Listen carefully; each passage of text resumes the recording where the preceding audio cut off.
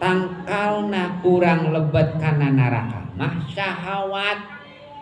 Non syahwat teh kahayang ngagugu kana kahayang.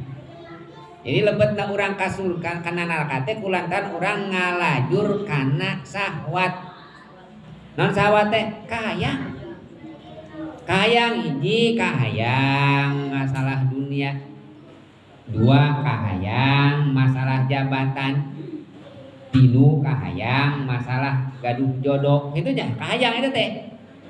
Eta teh kahayang teh syahwat teh sifat manusia, kabutuhan manusia, fitrah manusia. Syahwat teh anu kedah aya di manusia. Ngan salah jalana lepat maka jadikeun tujuan. Mun upami eta syahwat tidak jadikeun tujuan maka ngakibatkeun urang asup kana neraka. Urang teh hoyong beunghar atanapi hoyong miskin. Cing, abdi bade ngaros ibu-ibu. Hoyong beunghar hoyong miskin. Normal berarti.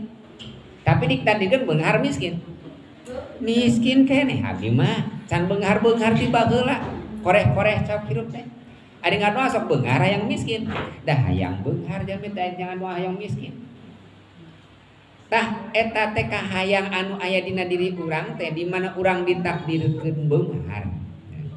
Pek anjeun beunghar tapi lamun urang beungharna tujuan neraka ta bagianana.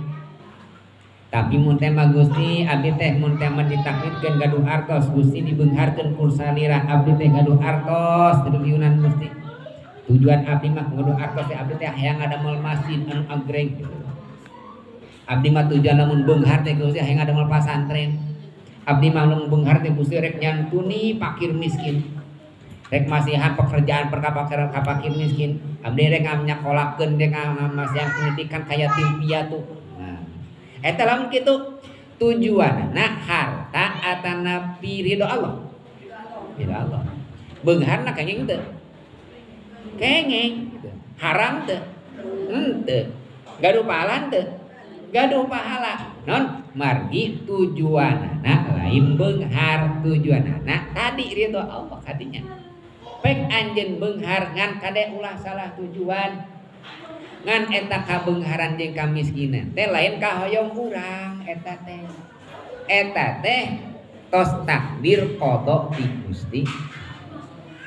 Punten.